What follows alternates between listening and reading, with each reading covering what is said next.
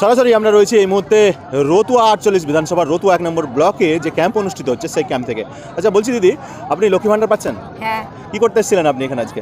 মানে বিধবা ভাতার জন্য এসেছিলাম, তো এখন হবে কিনা হবে তা জানি না, তাই করলাম না। তো আমরা তো দেখেছি লক্ষ্মী ভাণ্ডার পাচ্ছি দেখে আর করা হবে না। বলছে ওটা অফিসাররা বলছে, না বলছেন, আমি নিজের মনের মধ্যে বলছি। নিজের মনের মধ্যে বলছে, মানে আপনি বিধবা ভাতার জন্য আবেদন করতে হ্যাঁ, এসেছিলেন হ্যাঁ। আর লক্ষ্মী ভাণ্ডার আপনি পাচ্ছেন। হ্যাঁ তো বিধবা ভাতাটা আলাদা, লক্ষ্মী ভাণ্ডারটা আলাদা। হ্যাঁ, হ্যাঁ, ওটা কোনো ব্যাপার নয়। আপনি আবেদন যদি করতে বলে অফিসাররা করতে পারেন, মানে বিধবা ভাতার টাকা আপনারা কিন্তু পাবেন। লক্ষ্মী ভাণ্ডার তো রাজ্য সরকার সবাইকে দিয়েছে, হ্যাঁ, হ্যাঁ। আর কিন্তু বিধবাদের জন্য যে আলাদা একটা ফান্ড আছে, ওই ফান্ড থেকে কিন্তু বিধবাদের টাকা দেওয়া হয়। তো যাই হোক, লক্ষ্মী ভাণ্ডারের টাকা মমতা বন্দ্যোপাধ্যায় এই বছর বাড়িয়েছে। মমতা বন্দ্যোপাধ্যায়কে কি বলবেন? ভালোই বলবো। ভালোই বলবেন? হ্যাঁ আপনি খুশি? হ্যাঁ, আপনি খুশি?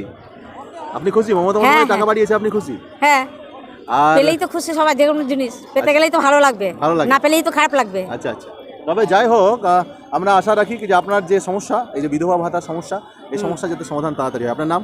আমার নাম কাজল চক্রবর্তী। কোন অঞ্চল? শামসি। শামসি অঞ্চল। গ্রামের নাম? ছবিলপাড়া। ছবিলপাড়া। মানে আমাদের শামসি অঞ্চল থেকে এই মুহূর্তে সরাসরি আমরা তুলে ধরছি রতুয়া বেসিক স্কুল থেকে।